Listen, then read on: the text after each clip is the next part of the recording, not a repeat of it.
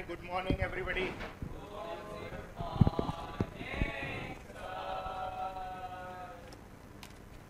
क्या राइमिंग था, मजा आया. कल मजा आया. पहली बार देखा. आप कैसे लगता है? बात तो ऐसा करता जैसा फायर ब्रिगेड में रहता है. चलो anyways, where are the other people? Time पे आता नहीं है यार ये लोग.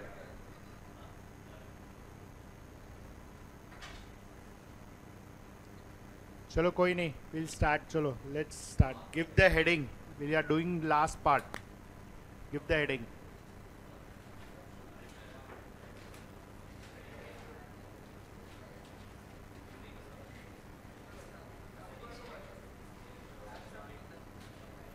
काका वो रूम में मेरा बुक पड़ा है, वो लेके आओ ना. वो रूम में बुक है मेरा, वो लेके आओ.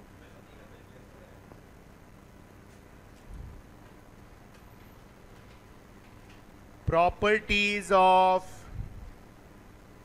determinants. I repeat once again, many colleges will omit this part. MCC कराएगा खाली सेंट्रल में. सोमया, पोदार, HR, जैन, खालसा सब ओमिट करेगा. MCC ही एक ऐसा कॉलेज है जो ये कराएगा. NMTY वो लोग करेगा. Is that clear? But still we will learn because will not wait. अगर ये इस साल वो लोग ने करवाया तो पीछे लर्न करना बहुत डिफिकल्ट हो जाता है क्योंकि पोर्शन आगे पीछे होता है. क्लियर? इसको प्रैक्टिस करना पड़ेगा एक टाइम में. You will not be able to master this part. आगे आगे अभी जो लेट आएगा वो आगे बैठेगा. Consistently late.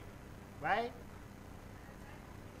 ट्रैफिक था था तो जल्दी निकलने ना बेटा. जल्दी नहीं करे जो करे थी थोड़ो. तू कहाँ मुलुंड से ही आती है ना? हाँ, NS रोड पे आती है. अच्छा, you know where she stage. क्या है? देवस्य किधर किधर ध्यान रखता है. ओके चलो. Property number 1. प्रॉपर्टी 1 लिखो. हेडिंग दो. प्रॉपर्टीज ऑफ डिटर्मिनेंट लिखो. इफ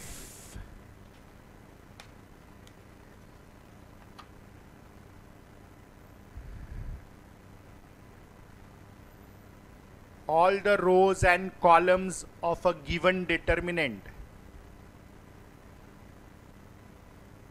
कभी फर्स्ट बेंच पे भी बैठा करो तो अच्छा लगे मेरे को भी, जरा पता तो चले क्या लिख रहे हो. If all the rows and columns of a given determinant. if all the rows and columns of the given determinant are interchanged,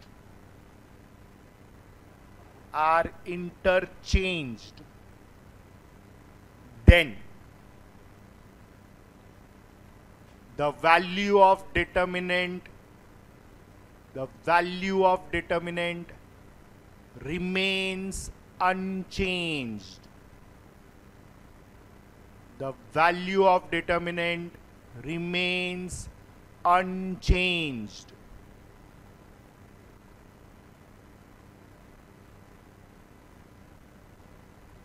next line में लिखो. Symbolically it is represented as. Symbolically it is represented as R_C and read as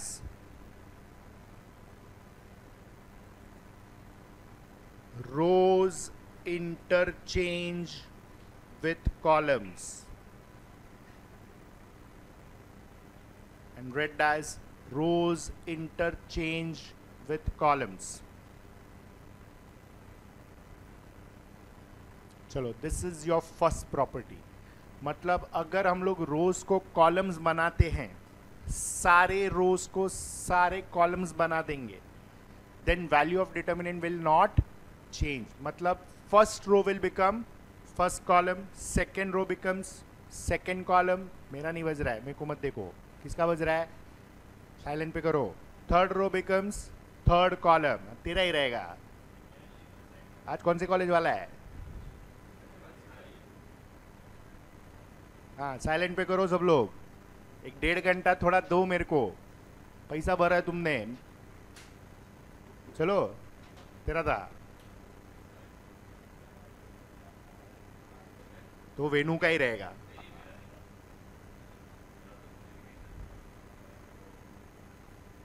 चलो ठीक है. Please यार, थोड़ा disturbances मत लाओ यार. ये सब में लेक्चर में आते हो, थोड़ा शांत रहो यार. डिवाइस को शांत रखो. चलो, now rows interchange with column. ये नोटेशन है. डबल एरो का मतलब इंटरचेंज, सिंगल एरो मतलब खाली चेंज. तो ये हम लोग ऑब्वियसली यूज करेगा 12th स्टैंडर्ड में मैट्राइसिस टॉपिक में. तो इसका एडेड वर्जन आएगा. लेकिन फिलहाल ये अगर तुम्हारा 11 का एग्जाम में नहीं है और तुमने नहीं पढ़ा तो चलेगा. ऐसा कोई हार्ड एंड फास्ट नहीं है कि तुम्हारा एंट्रेंस पे अफेक्ट आएगा इसका. It's okay. हम इसलिए कर रहे हैं क्योंकि हमको पीछे टाइम वेस्ट नहीं करना है इसके पीछे. अगर अचानक से डाल दिया सिलेबस में तो तुमको मालूम है अपन ने कवर कर लिया. Is that clear? It is easy but at the same time it is tricky. थोड़ा दिमाग चलाना पड़ेगा इसमें. जो चलेगा धीरे धीरे चलेगा. मतलब ये पार्ट ऐसा है जिसको तुमको प्रैक्टिस करना पड़ेगा लिख के. बाकी अभी तक जो भी किया है ना, तुमको 3x3 सॉल्व करने को आता है, 2x2 आता है, हो गया. खाली रूल पता रहेगा तो तुम सॉल्व कर पाएगा. तो ये टॉपिक प्रैक्टिस लिख के नहीं करना होता है. खाली रूल्स याद रखो, देख लो कैसे सॉल्व करना है, हो गया. लेकिन ये वाला part you have to actually practice. Is that clear? Now first property says rows columns interchange करेगा, value will not change. Let us take an example. लिखो example 1. Let d is equal to determinant of 1 2 minus 1 फिर 3 minus 1 2 0 2 1. चलो इसको solve करो और value लेके आओ. आया -17. अभी डायरेक्ट हो रहा है कि अभी भी 2x2 करना पड़ रहा है? 2x2 ठीक है. सबको मिला -17 कि छापा खाली मिला ना? हाँ, अभी ध्यान से सुनो. Now we write operation. This is called as operation. इसको हम ऑपरेशन बोलते हैं. What operation we are using? Rows interchange with columns. Okay. So determinant हो जाएगा first row will become first column, मतलब 1 2 -1. Second row will become second column and third row will become third column. अभी इसको solve करो, देखो क्या value आता है. हाँ आएगा, करो, करने तो दो. Now solve this. तो इसको तुम डिटर्मिनेंट D1 लिख सकते हो. ये अलग डिटर्मिनेंट है. क्लियर है? Any doubts? श्योर? मतलब तुम रोज कॉलम्स इंटरचेंज कर सकते हो. ये प्रॉपर्टी काम किधर आएगा? अगर वैल्यू सेम आ रहा है तो फायदा क्या है करने का? कुछ तो सेंस होना चाहिए ना करने का. सिंपल है. प्रूफ वाले सम्स में होता है. तो हमको रो कॉलम की जगह पे चाहिए, कॉलम रो की जगह पे चाहिए, तो we can interchange and get the proof. तो प्रूफ वाले सम में यूज होएगा ये. Is that clear? Property number 1. Second property 2. आया ना सबको -17? मिटी भाई, ओ मिटी भाई, आया कि नहीं? What's your name? प्रॉपर्टी 2 लिखो. If any two rows, if any two rows or any two columns of a given determinant, if any two rows or two columns of a given determinant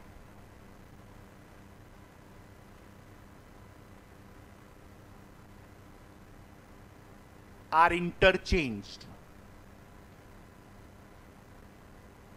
are interchanged,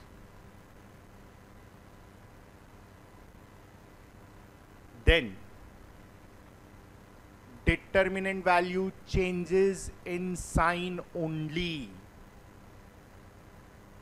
Then determinant value changes in sign only.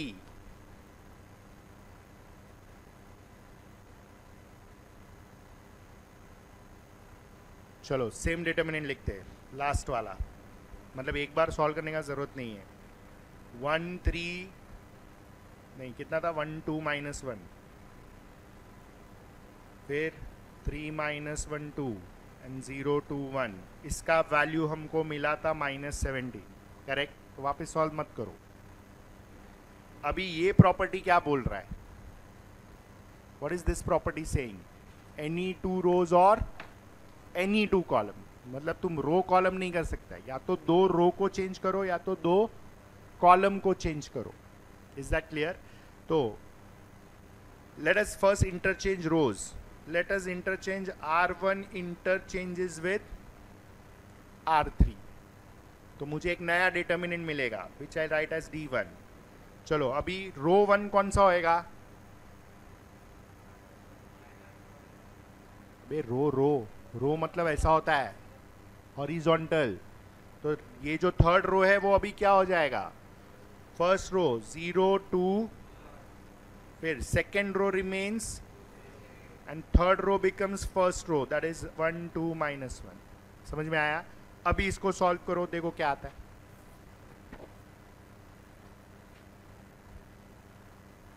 और तू 2/2 में क्यों कर रही है? Direct कर, mistake होएगा ना, चलेगा, लेकिन ट्राई तो कर. आया +17. मतलब अगर मैं खाली दो रो या दो कॉलम इंटरचेंज करता है तो वैल्यू सेम रहता है, लेकिन साइन चेंज हो जाता है. ओरिजिनली -17 था, खाली दो रो इंटरचेंज किया तो वैल्यू हो गया 17. अभी कॉलम इंटरचेंज करके देखो. चलो let us change C1 and C2. तो D2 वाला डिटर्मिनेंट आएगा. C1 है तुम्हारा 130, जो अभी हो जाएगा 2 -1 2. C2 130 -1 2 1. कॉलम चेंज किया मैंने. C1 interchange with C2. ये ओरिजिनल डिटर्मिनेंट में देख के करो. कॉलम 1 और कॉलम 2 को इंटरचेंज किया.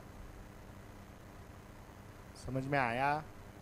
मतलब इधर दो कॉलम इंटरचेंज किया है तो भी value remains same but opposite sign. समझ में आया ये दो प्रॉपर्टी? श्योर? मिला ना सबको?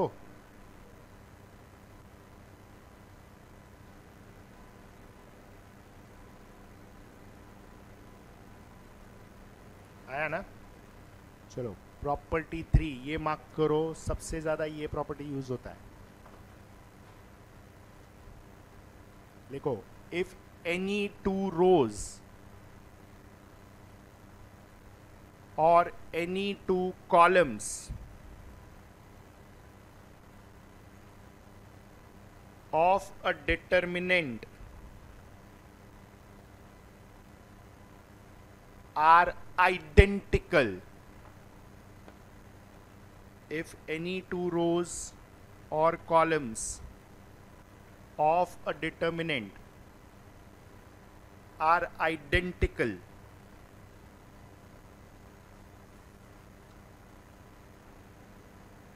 ब्रैकेट में लिखो same, then its value is 0. Then its value is 0.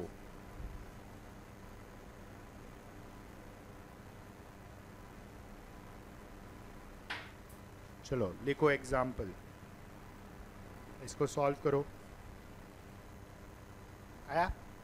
Anybody not getting 0? अभी ये सॉल्व किया और 0 लाया ना. अभी ऐसा क्वेश्चन में आया तो हम लोग सीधा ऐसा लिखेंगे, सिंस चेक करो कौन सा दो कॉलम या कौन सा दो रो आइडेंटिकल है, सेम है. तो you write like this, since R1 is equal to R2, ये रो 1 एंड रो 2 सेम है, देयरफॉर डी इज जीरो, सीधा जीरो डाल देने का, सॉल्व ही नहीं करने का। क्लियर है? तो हम लोग ऐसा करेंगे। मैंने सॉल्व इसलिए करवाया कि जीरो वाकई में आता है। Is that clear? But sums में सॉल्व नहीं करेंगे, सीधा रीजन लिखेंगे कौन सा दो आइडेंटिकल है and therefore value is zero. समझ में आया? Any doubts? 3 प्रॉपर्टी लिखा हमने। Which is the first one? पूरा रोज एंड कॉलम्स इंटरचेंज करेंगे तो वैल्यू रिमेन्स सेम। कोई भी 2 रो या कॉलम इंटरचेंज करेंगे तो value remains same but sign changes, या value is in opposite sign. And कोई भी 2 रो एंड कॉलम सेम है, कोई भी 2 रो या 2 कॉलम सेम है तो वैल्यू बिकम्स जीरो। सब प्रॉपर्टी में से why this is important? Because यही ऐसा प्रॉपर्टी है जो वैल्यू देता है एग्जैक्टली। बाकी प्रॉपर्टी में वैल्यू हमको कैलकुलेट करना पड़ता है, ये तो डायरेक्ट बोल रहा है कि जीरो ही आता है, इसलिए ये प्रॉपर्टी रिलेटेड क्वेश्चंस ज्यादा आते हैं। Is that clear? यस और no? Next property 4, property number 4 लिखो। If each row, each element of a row, if each element of a row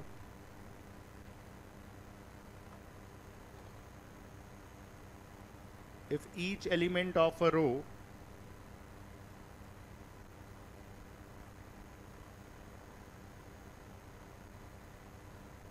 or each element of a column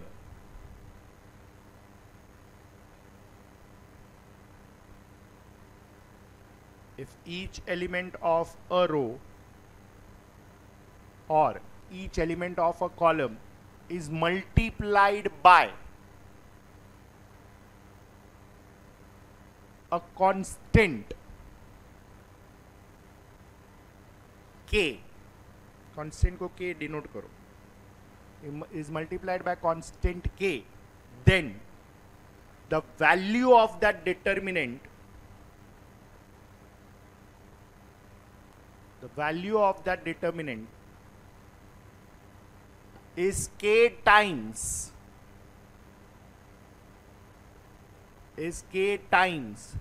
the original value of the determinant.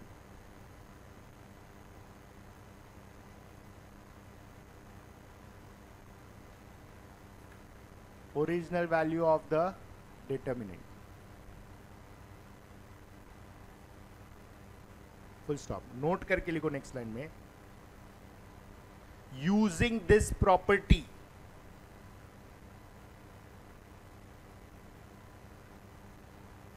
comma we can also take out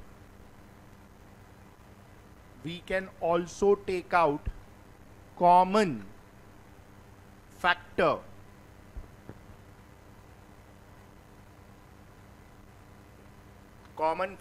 from any one row or any one column,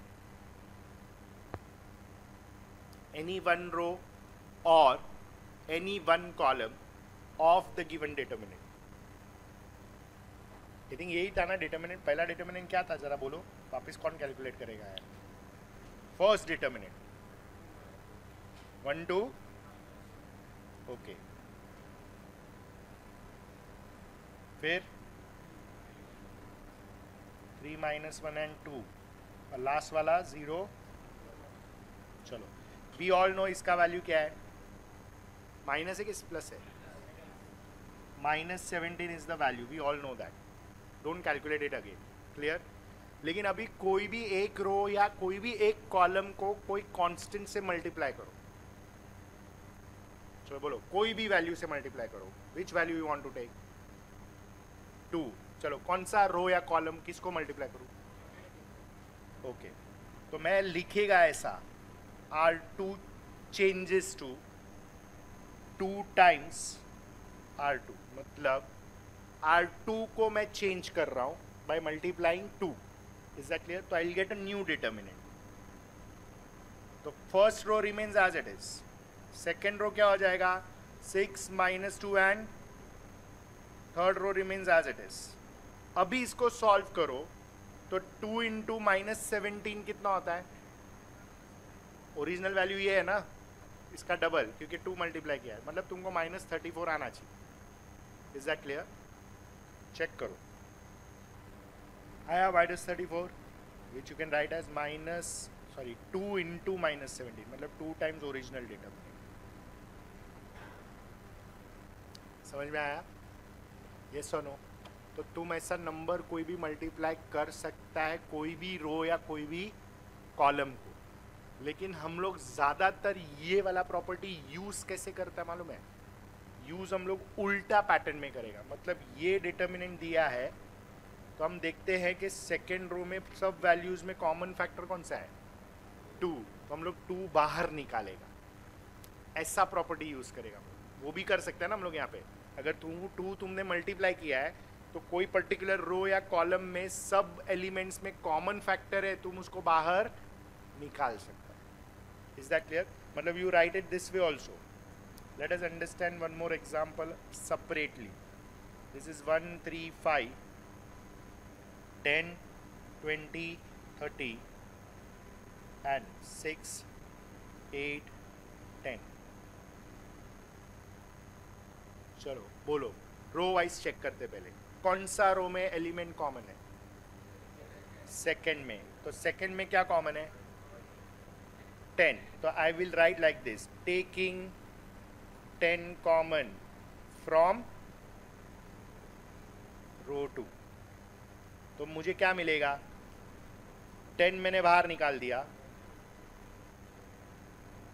right in next line, D is equal to 10 बाहर निकाला, first row remains as it is 1 3 5. What will become our second row? 1 2 3. Third row will be 6 8 and 10. चलो अभी can I say मेरे को third row में भी common दिख रहा है 2. तो I'll write again like this, taking 2 common from R3. तो अभी ये हो जाएगा D is equal to 10 already बाहर है, 2 बाहर निकला, 1 3 5 1 2 3 एंड दिस विल बी 3 4 5. अभी और कहीं पे कॉमन दिख रहा है? नहीं. तो you can right this way. Is that clear? Again ये प्रॉपर्टी यूज प्रूफ वाले सम्स के लिए होता है. वैल्यू ढूंढने वाला एक ही प्रॉपर्टी है, कौन सा? वो जीरो वाला, क्योंकि उसमें ही वैल्यू मिल रहा है ना, जीरो डायरेक्ट. तो वैल्यू ढूंढने वाला एक ही प्रॉपर्टी है. समझ में आया? Any doubts? ये लिख के रखो, रिवर्स पैटर्न लिख के रखो. एक में करने के लिए फिर वो मिस्टेक होने के चांसेस ज़्यादा हो जाते हैं. पहले ग्रिप बिठाओ, ग्रिप बैठेगा फिर तुम डायरेक्ट शॉर्टकट करो, चलेगा. चलो क्लियर है ये? इतना 4 प्रॉपर्टी क्लियर है? Any doubts? Okay, let's start sums based on this. Then we move on to next properties. So I want, और 3 है, so I want you to leave minimum 3 sides. 3 sides minimum छोड़ो, हर property के लिए एक side. Page number 75 पे class work number 2. Page 75 class work number 2.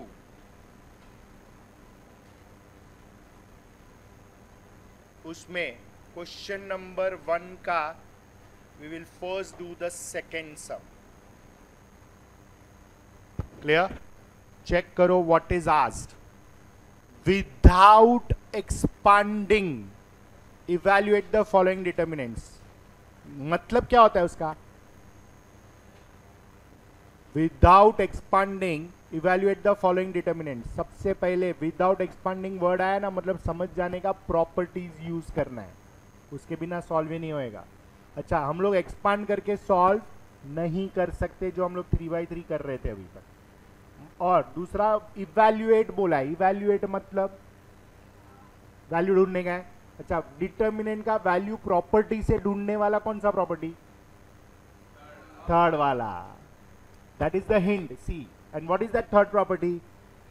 अरे भाई sir, property zero नहीं है. प्रॉपर्टी का वैल्यू जीरो आता है, लेकिन कभी आता है या तो 2 रो या तो 2 कॉलम क्या होना चाहिए? सेम होना चाहिए. अभी तुम ढूंढो सेकंड डिटर्मिनेंट में कि रो सेम हो सकता है या कॉलम सेम हो सकता है.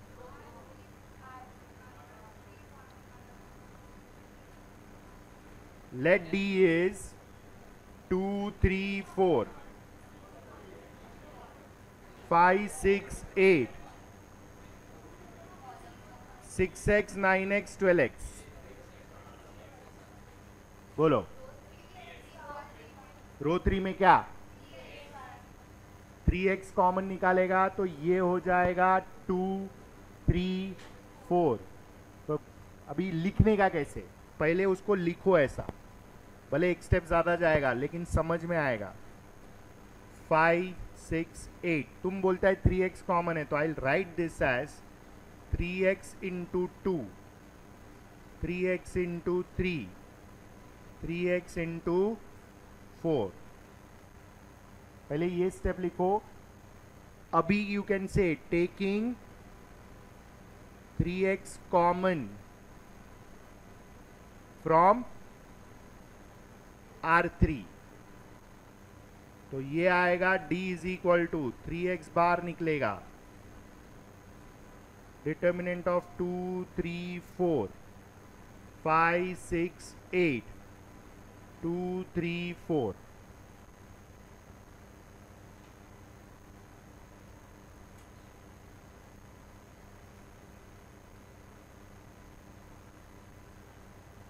क्लियर. तो ये क्या आएगा अभी, हाँ तो ऐसा लिखने का is equal to 3x into 0 since bracket में लिखने का R1 is equal to R3 so determinant का वैल्यू इज 0. या तो पहले लिखो या तो ब्रैकेट में रीजन लिखो, it's one and the same. Clear है, समझ में आया, सोचने का कैसे समझा कि नहीं. ओके थर्ड वाला वैल्यू ढूंढने का है, मतलब एक ही चीज हो सकता है क्या, या तो 2 रो या तो 2 कॉलम सेम होना चाहिए, नहीं है तो बनाना पड़ेगा. चेक करो रो वाइज कुछ कॉमन निकल रहा है, नहीं ना. जरूरी नहीं हमेशा कॉमन निकालो ही, कुछ मल्टीप्लाई करके भी सेम बना सकता है. तो इसमें सोचने का कैसे, I give you the hint. Which is the bigger value वाला रो या कॉलम. थर्ड क्या 65 है. ओके नेक्स्ट बिगर इज, ऐसा नहीं, ये कॉलम में सब बड़े वैल्यूज है, थर्ड कॉलम में, सेकेंड कॉलम में नेक्स्ट बिगर वैल्यूज है. अच्छा 7 से क्या मल्टीप्लाई करेगा तो या तो डायरेक्ट 65 आएगा या तो 65 के नजदीक आएगा 9. तो अगर तुम 7 से 9 मल्टीप्लाई कर रहे है तो 8 से भी 9 मल्टीप्लाई करना पड़ेगा और 9 से भी 9 मल्टीप्लाई करना पड़ेगा. तो ये आएगा, ये और ये. अभी 63 आया, इसमें और कितना चाहिए सेम बनाने के लिए, वो इधर है ना इधर, तो मैं ऐड कर सकता है ना इसको, वो प्रॉपर्टी यूज करेंगे. You can add and subtract also ना, कॉलम एंड रो. फिर ये कितना हो गया 70, इसमें कितना कम है, वो इधर है. फिर ये कितना कम है, तो वो इधर है. तो यू कैन ऐड, समझ रहा है, मतलब इधर 2 स्टेप में होएगा, इधर 2 स्टेप में होएगा. पहला स्टेप में तुम 9 मल्टीप्लाई करो कॉलम 2 को, एंड उसके नेक्स्ट स्टेप में तुम कॉलम 1 को कॉलम 2 में क्या करेगा, ऐड करेगा. तो दोनों कॉलम क्या हो गया, सेम हो गया, and that is 0. Is that clear. करो, लेकिन 2 कॉलम एंड 2 रो ही. तुम ऐसा नहीं बोल सकता है कि कॉलम 1 और रो 3. क्यों, addition of rows and columns तो हो ही सकता है ना.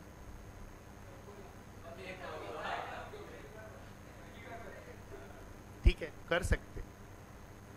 मल्टीप्लाइंग C2 बाय 9, नहीं तो क्या होएगा, सब लोग कॉमन ही ढूंढेगा सीधा सीधा, तो सब में वेराइटी नहीं बचेगा ना.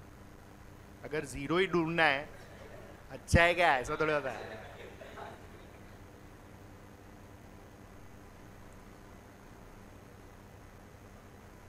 तो ये हो जाएगा 263 65 372 75 581 86। मतलब टेक्निक क्या है मालूम है, सबसे बड़ा वैल्यू वाला कॉलम या रो देखने का और उसके हिसाब से डिसाइड करने का। And now you will write, हमको C2 में चेंज करना है and that is C2 plus C3। तो ये first column as it is रहेगा, नहीं C2 प्लस C1। तो 65 75 एंड 86। Is that clear? तो अभी D इज इक्वल टू 0 होएगा, रीजन लिखेंगे सिंस, नहीं C2 इक्वल टू C3, वो दो आइडेंटिकल है।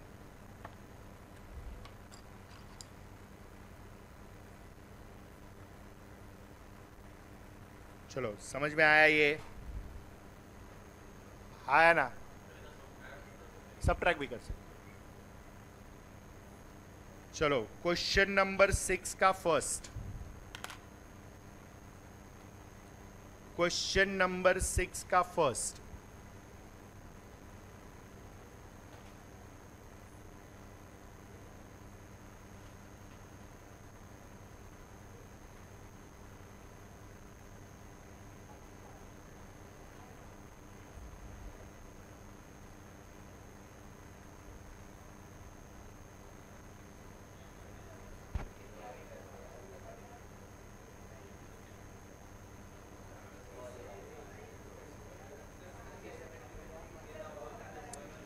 एक ही पैटर्न में नहीं सोच सकता है तुम लोग, you have to think out of the box also.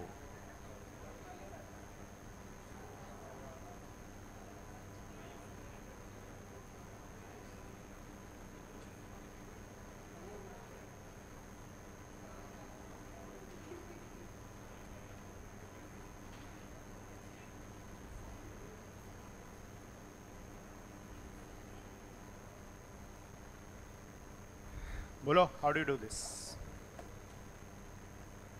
Question 6 का फर्स्ट,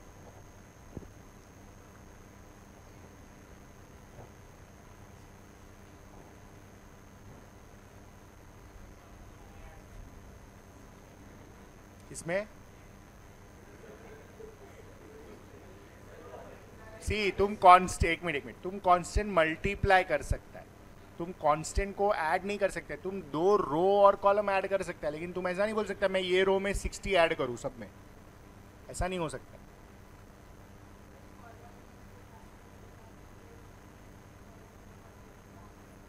परफेक्ट, परफेक्ट है। सी ये कॉलम 1 को 5 से मल्टीप्लाई करो तो ये कितना होएगा, फिर इसको ऐड किया तो 107 है। ये 60 होएगा, इसको ऐड किया तो, और ये 75 है, इसको ऐड किया तो करेक्ट है, परफेक्ट। तो कॉलम 1 को पहले मल्टीप्लाई करो,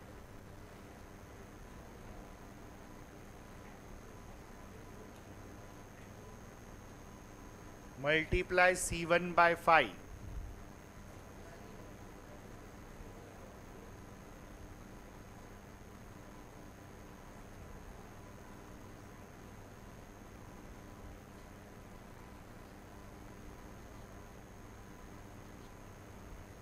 and फिर you write C1 changes to C1 plus C2,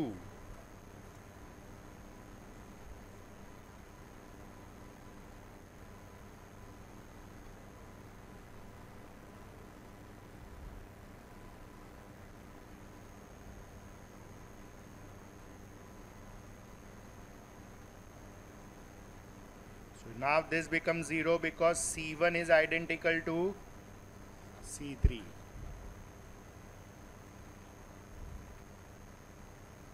समझ में आया? तुम इसको ऐसा भी कर सकता था, अगर ये समझो क्लिक नहीं हुआ, जिसको क्लिक हुआ वो उसको हो जाता है। तुम ऐसा भी कर सकता था, पहले मैं C3 में से C2 को माइनस करता था तो ये कितना आता था 50, फिर 124 minus 64 was 60 and 153 minus 78 was 75। फिर मैं ये 50, 60 और 75 इसमें से मैं 5 लेता था, कॉमन लेता था, तो मुझे लास्ट कॉलम मिल जाता था 10, 11 एंड 12, 10, 12 एंड 15 मिलता था, उल्टा जाता था तो भी सेम आता था, आंसर फिर भी जीरो ही है। Is that clear? तो यू हैव टू थिंक, या तो सब्ट्रैक्ट करो, ऐड करो, मल्टीप्लाई करो, जो करना है करो, लेकिन यू कैन नॉट से कि मैं R1 में 10 ऐड करेगा। R1 प्लस R2 ऐड होके जो आता है वो ठीक है, R1 में तुम कांस्टेंट ऐड या सब्ट्रैक्ट नहीं कर सकता है। तुम रोज में मल्टीप्लाई कर सकता है कांस्टेंट से, लेकिन एडिशन सब्ट्रैक्शन नहीं कर सकता है कांस्टेंट से। Is that clear? कोई एक रो को, ये समझ रहे हैं मैं क्या बड़बड़ कर रहा हूं? आया ना? करो सेकंड, क्वेश्चन 6 का सेकंड। सोचने दो जरा, सबको सोचने दो। C2 माइनस C1 तो ये 3 आया, ये भी 3 आया, ये भी 3 आया, फिर पूरा 3 से डिवाइड करो, या 3 कॉमन लेगा, डिवाइड नहीं कॉमन लेगा।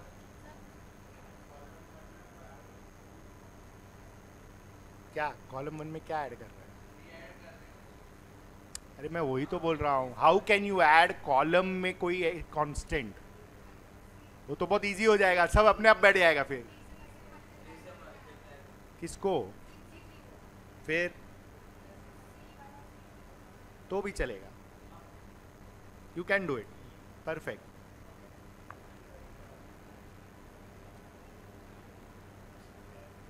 चलो पहले मैं C2 में चेंज कर रहा हूँ, मैं सबट्रैक्ट करके कर रहा हूँ, सबट्रैक्ट का एक भी सम नहीं किया है, तो लेट अस डू इट। तो 2014, 2020, 2023 ये आएगा 3, 3, 3, ये 1, 1, 1।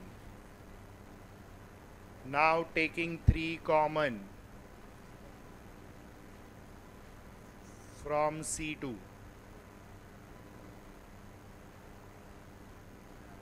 तो 3 बार निकलेगा,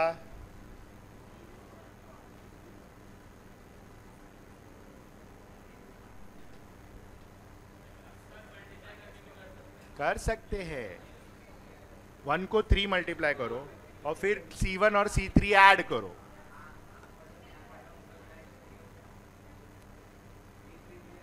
अरे C2 मतलब ये तेरा C2 है, ये तेरा C1 है, ये सब्ट्रैक्ट कर रहा हूँ मैं। C2 माइनस C1 मतलब C2 में चेंज कर रहा हूँ, इसलिए मैं ऐसा लिखेगा C2 चेंजेस टू। तू सब्ट्रैक्ट करके आंसर किधर लिखेगा? C2 में। तो C2 माइनस C1, तो ये कितना आएगा? 3, 3, मतलब 3, 3, 3 आ गया। अभी मैं इधर से 3 कॉमन ले रहा हूँ, तो ये 1, 1, 1 हो जाएगा। समझ में आया? अभी ये आइडेंटिकल हो गया, तो हो गया ना 3 into 0 since C2 is equal to C3, तो ये हो जाएगा अल्टीमेटली 0। કરી નાખો આપણા બાપાનું જ માલ છે, કરી નાખો। हमने सब्ट्रैक्शन यूज किया है। व्हाट दे सेड इज कि सर पहले ना 1 को 3 मल्टीप्लाई करो, तो 3, 3, 3 आ गया। अभी तुम्हारा 2014 में 3 ऐड करो तो इट विल बिकम 2017, तो C1 प्लस C3 करो तो भी सेम आएगा।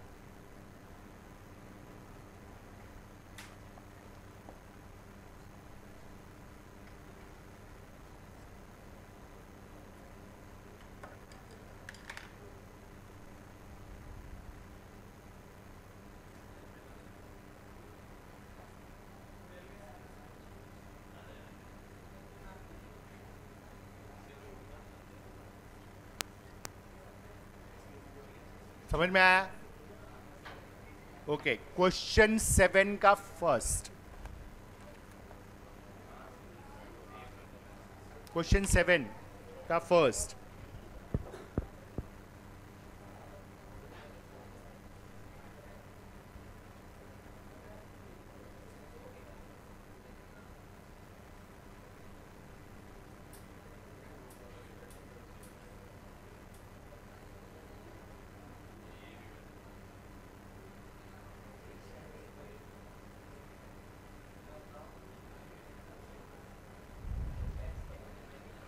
क्वेश्चन 7 का फर्स्ट,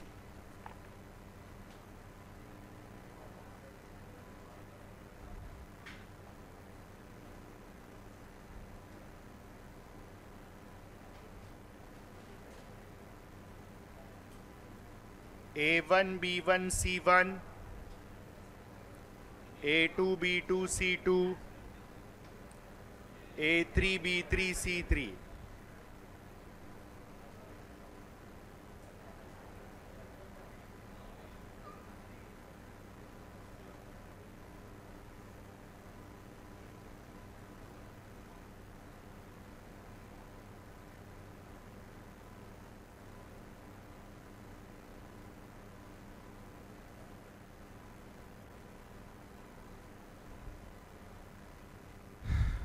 चलो, ये हमको क्या करना है? वैल्यू ढूंढना है क्या? प्रूफ करना है? हाँ, तो चलो कोई भी एक डिटर्मिनेंट पकड़ के प्रूफ करेंगे. तो I think this is the ideal determinant कि पहला कॉलम A1 A2 A3 चाहिए, second column B1 B2 B3 चाहिए, third column C1 C2 C3 चाहिए. तो सेकंड डिटर्मिनेंट में हम लोग हर एक डिटर्मिनेंट को ऐसा बनाएंगे, ये वाले में कन्वर्ट करेंगे. कोई एक पकड़ना पड़ेगा ना, नहीं तो प्रूफ कैसे करेगा? इसको चेंज करेगा, इसको चेंज करेगा, इसको चेंज करेगा, तो घूमते ही रहेगा. कोई एक डिटर्मिनेंट पकड़ के चलना पड़ेगा ना. तो I am catching hold of this determinant, इसको मैं हाथ नहीं लगाएगा. ये सेकेंड डिटर्मिनेंट को इसमें कन्वर्ट करेगा. Is that clear? यस और नो? ओके. अभी सेकेंड डिटर्मिनेंट चेक करो. सबसे पहला कॉलम एज पर फर्स्ट डिटर्मिनेंट क्या चाहिए?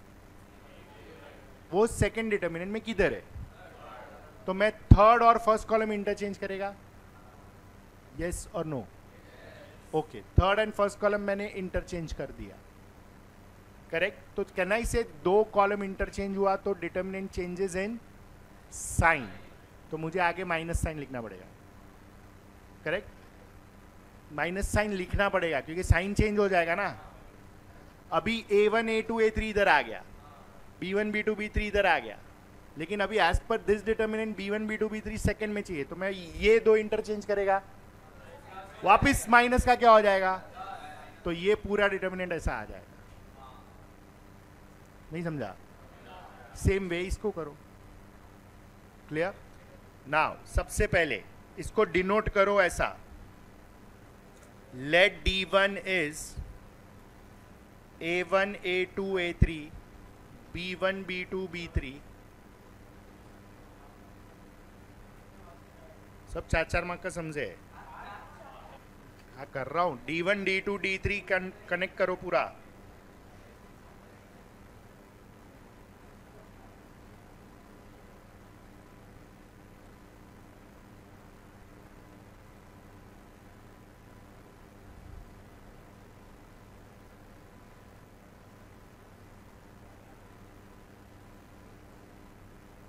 तीनों डिटर्मिनेंट को डिनोट करो पहले.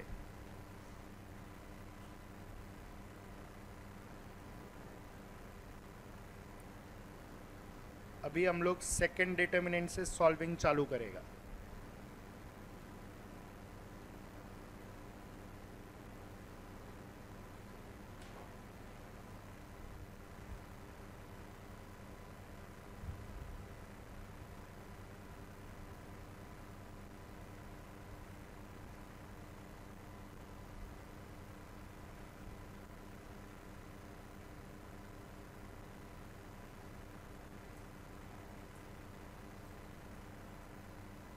चले सुन. अभी तेरा D2 से शुरू करेगा तू. तुझे D1 लाना है. तो D1 में फर्स्ट कॉलम क्या है? A1 A2 A3. वो D2 में किधर है? थर्ड. तो मेरे को थर्ड को फर्स्ट में डालना पड़ेगा. तो मैं ऑपरेशन क्या यूज करेगा? C1 इंटरचेंज विद, दो कॉलम इंटरचेंज हुआ. अगर खाली दो कॉलम इंटरचेंज हो रहा है तो साइन चेंज होता है. तो मैं इसको नेक्स्ट स्टेप में ऐसे लिखेगा, बार माइनस लिखेगा, क्योंकि अगर कंसीडरिंग ये बार प्लस है तो साइन हो जाएगा माइनस. अभी तो इधर आ जाएगा A1 A2, थर्ड कॉलम हो जाएगा B1 B2 and second column will remain as it is. समझा? ये दो इंटरचेंज हो गया कि नहीं समझा? बरोबर. अभी D1 का सेकेंड कॉलम क्या चाहिए, चेक कर. B1 B2 B3 वो किधर है? इधर. मैं वापस अभी थर्ड और सेकेंड को इंटरचेंज करेगा तो ये जो माइनस है वो चेंज होके वापस किस में आ जाएगा? प्लस. हो गया, आ गया. तो ये आएगा C2 इंटरचेंज टू C3. तो D2 is equal to, this will be A1 A2 A3 B1 B2 B3 C1 C2 C3. ये समझ में आया क्या? हाँ, तो अभी कैन आई से ये पूरा डिटर्मिनेंट सेम हो गया. So D2 is equal to D1. इसको इक्वेशन 1 कर दो. समझा? अभी तू D3 से चालू कर और D1 लेके आ.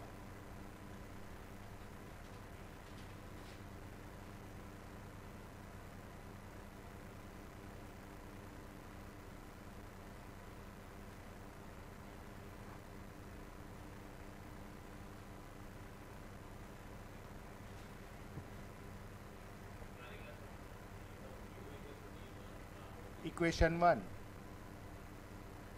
क्योंकि तुझे तीनों प्रूव करना है ना इक्वल है.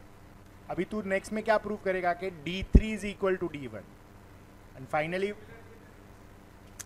नहीं नहीं यार, ऐसा थोड़ी होता है. कॉलेज वाले को बोल, मेरे को मत बोल.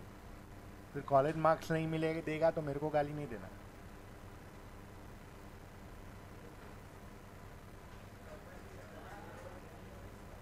देख कौन बोल रहा है.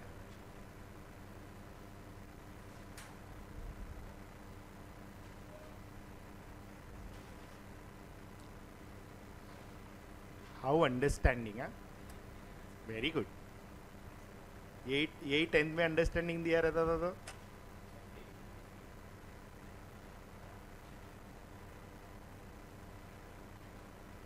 आया D3 इक्वल टू D1 आया. That will be equation 2 and then you write from 1 and 2 D1 equal to D2 equal to D3. तीनों इक्वल है. Hence proved. धीरे से बोल, मैं सुन लेगा, ऐसा बोल रहा हो.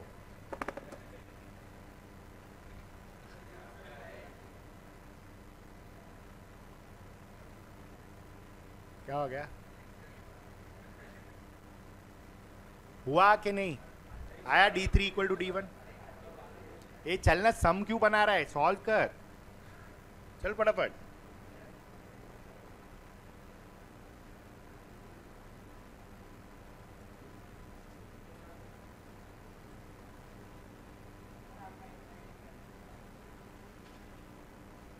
क्या बोल रहा है?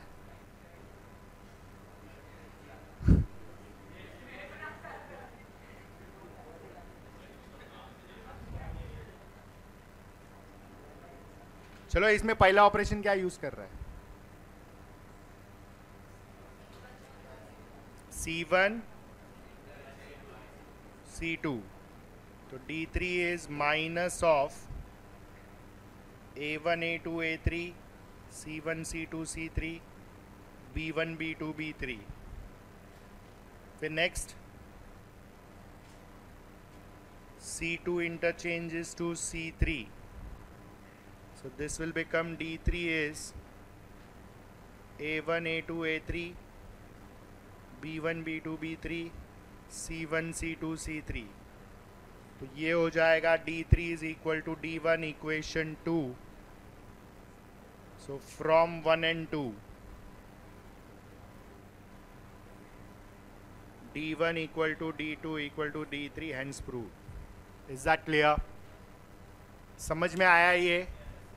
Sure? समझा कि नहीं?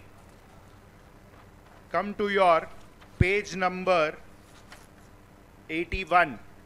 ऐसा सेम पैटर्न में क्वेश्चन नंबर 12 का फर्स्ट सम करो. पेज 81 क्वेश्चन नंबर 12 का फर्स्ट सम.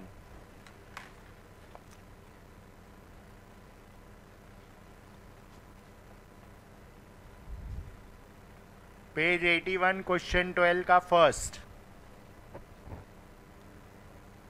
चलो, क्लियर है ये? Any doubts in this? Question 11 का सेकेंड सम वही पेज पे. क्वेश्चन 11 का सेकेंड सम वही पेज पे. Without expanding determinant find the value of.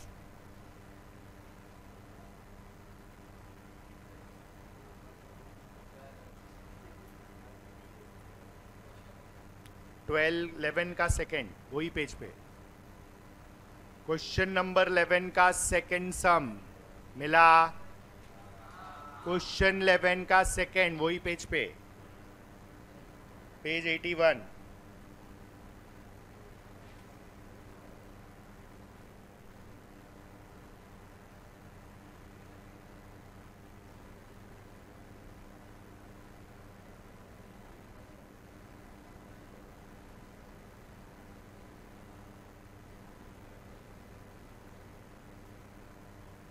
Without expanding determinant find the value.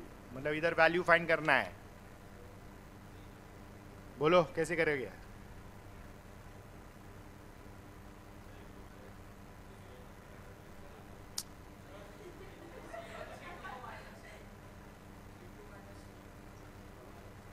ये चेक करो, ये डिफरेंस कितना है और ये डिफरेंस कितना है.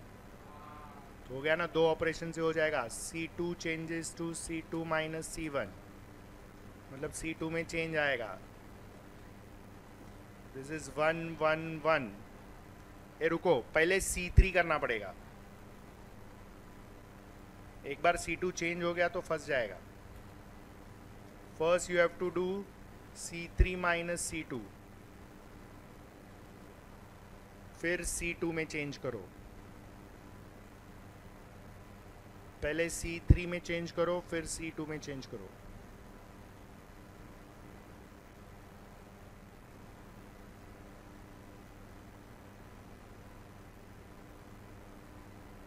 कोई तो बोला ना जीरो से मल्टीप्लाई करने का है. हाँ, तो फिर बाद में कॉलेज का टीचर भी मार्क्स है ना जीरो से मल्टीप्लाई करके देगा, फिर बोलना नहीं. और जो डोनेशन लेके लेता है उसको तो पहले देगा वो लोग ऐसा. फिर 11 में भी डोनेशन का आएगा.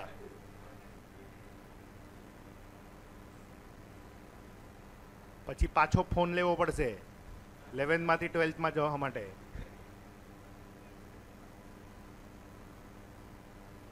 हुआ कि नहीं तेरा वो फोन वाले के साथ सेट?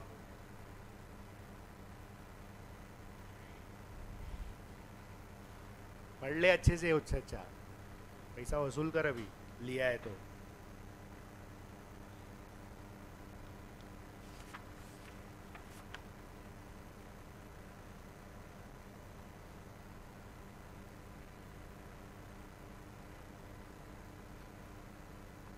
क्लियर है? Page number 80, those are finish. Question 4 का थर्ड, पेज 80, क्वेश्चन नंबर 4 का थर्ड सम.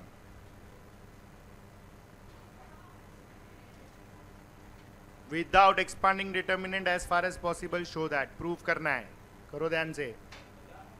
पेज 80 पे क्वेश्चन नंबर 4 का थर्ड सब क्वेश्चन. कॉलम्स को मतलब पहले पूरा इंटरचेंज होएगा, फिर एडजस्टमेंट होएगा. तो in short, rows interchange with column. अगर रोज इंटरचेंज विथ कॉलम तो डिटर्मिनेंट का वैल्यू में कोई चेंज नहीं आता है. सो ये हो जाएगा D2 is first row becomes first column, second row becomes second column, third row becomes third column. चलो अभी चेक करो, D1 और D2 का कॉलम सेम हो गया.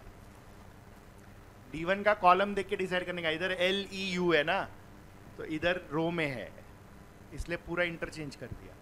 अभी शिफ्टिंग करो, C1 C2 पहले करो, फिर C2 C3 होए. हुआ सबका? आया कि छोड़ दिया? किया ना? हाँ. अभी सुनो ना, one question which we are doing, ऐसा सेम एक होमवर्क में आएगा, एक ही, लेकिन ध्यान से करो. Come to your page 75, question number 3. नहीं, 4 होमवर्क में जाएगा, एक सम होमवर्क में करेगा. तुम्हारा अकाउंट्स भी है ना पीछे आज? Page 75 question 3, page 75 question number 3, question 3 हम करेंगे क्वेश्चन नंबर 4 होमवर्क में. Okay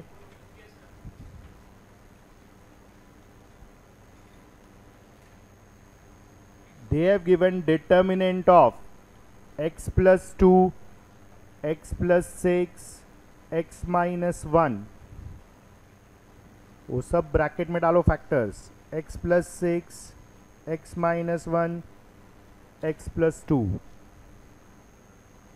x minus 1, x plus 2, x plus 6 is equal to 0. Clear?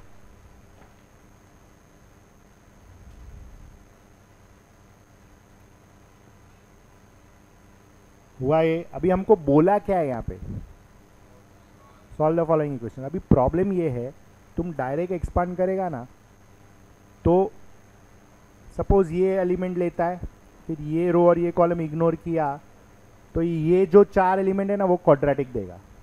अभी वो क्वाड्रेटिक के साथ ये एलिमेंट मल्टीप्लाई होगा तो जाएगा क्यूबिक में, फंस जाएगा. इसलिए ऐसे क्वेश्चन में सबसे पहले हमको ये नहीं बोला है कि विदाउट एक्सपांडिंग, तो हम एक्सपांड तो कर ही सकते हैं, मतलब you can expand and solve. अगर तुम क्यूबिक में कंफर्टेबल है करो, लेकिन सब एलिमेंट्स एक्स में रहता है and they have told solve the determinant, they have not said anything. What you do is, जितना एक्स उड़ता है ना उड़ा दो यूजिंग ऑपरेशंस. फॉर एग्जाम्पल मैं रो वाइज जाएगा, इसमें सोच ऐसा होना चाहिए कि फर्स्ट रो में जितना मैक्सिमम 0 होता है ना करने का, या जितना x उड़ता है ना पूरे डिटर्मिनेंट में उड़ाओ.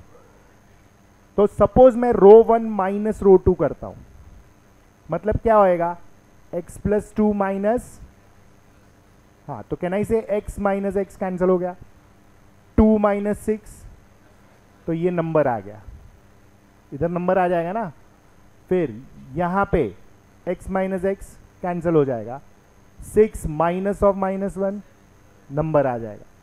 ये भी x minus x cancel, minus 2 minus 1 minus 3 number आ गया, x उड़ गया.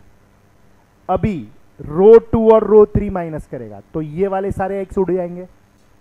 फिर बचा कितना x, उसको एक्सपांड करके सॉल्व कर सकता है, ज़्यादा इजीली हो जाएगा. तो what is this pattern is, they are not saying anything के विदाउट एक्सपांडिंग या यूज प्रॉपर्टी तो यूज होएगा ही नहीं इधर. We are just reducing the x by using operations. Reduce करो, 2 रो में से पूरा एक्स निकल जाएगा, फिर बाद में एक्सपांड करो और एक्स का वैल्यू लेके आओ. Is that clear? शुरू करो, चलो. We will first change our R1. R1 changes to R1 minus R2. तो चलो ये डिटर्मिनेंट में फर्स्ट रो क्या आएगा, चेक करो. ये x माइनस एक्स जाएगा तो 2 माइनस 6 इज माइनस 4. ये x गया, 6 minus of minus 1 is 7. You don't have to show the subtraction, direct you can do. x minus x गया माइनस 3. तो second row as it is x plus 6, x minus 1, x plus 2. Third row as it is x minus 1, x plus 2, x plus 6 is equal to 0. Clear है? अभी हम लोग किस में change करेंगे, रो 2 में. लिख सकते बट डोंट डू, अदरवाइज आगे जाके जब भी पैटर्न बढ़ता है ना, not in this topic, in 12th you will have lot of mistakes. It's better to do step by step. थोड़ा इरिटेटिंग होता है लिखने को, लेकिन मिस्टेक नहीं होता उसमें. क्योंकि देखो सबसे पहला एरर कहाँ है मालूम है, तुम्हारा क्वेश्चन में ये ब्रैकेट ही नहीं है. We have put that bracket. So when you open the bracket since काफ़ी जगह पे चेंज होता है, तो जब भी तुम डायरेक्ट करते हो ना तो वो भूल जाते हो, तभी गड़बड़ हो जाता है. So better to do step by step. चलो अभी R2 माइनस R3 कर रहे हैं हम लोग, तो फर्स्ट रो तो एज इट इज रहेगा -4 7 -3, last row as it is रहेगा x - 1 x + 2 x + 6 is equal to 0। अभी सेकेंड रो में चेंज होएगा, ये आएगा 7 -3 -4। Is that clear? Now expand and equate it with 0, तो you will get the value of x। अभी हम एक्सपांड कर सकते हैं ना, क्योंकि नंबर्स में है सब, क्वाड्रेटिक नहीं आएगा अभी, या क्यूबिक भी नहीं आएगा। तो -4 into -3 into x + 6 +4 into x + 2, this is your first element का एक्सपांशन। सेकेंड एलिमेंट माइनस में लेते हैं, -7 इंटू, ये माइनस है ना, 7 इंटू x + 6 +3 इंटू x - 1। तो थर्ड एलिमेंट हम लोग हमेशा माइनस में जो दिया है वही लेंगे, तो this is 7 into x + 2 +3 into x - 1 is equal to 0। समझा कि नहीं? कर दो सॉल्व अभी, चलो। So again this is a 4 marker, मतलब you are using operations, reducing the data, then expanding the determinant and calculating। Clear है? तो ऐसा सेम पैटर्न में एक फोर्थ सम होमवर्क में करके आओ। Clear? Fine, we wind up here, have your 15 minutes break, then sir will start with accounts। And next week के lecture में, लेक्चर के पहले टेस्ट आएगा डिटर्मिनेंट्स का, 20 मार्क्स 45 मिनट्स या 1 आवर। नेक्स्ट वीक के टाइम टेबल में आ जाएगा, लेक्चर के पहले ही ले लूँगा। हाँ, डिटर्मिनेंट्स का टेस्ट।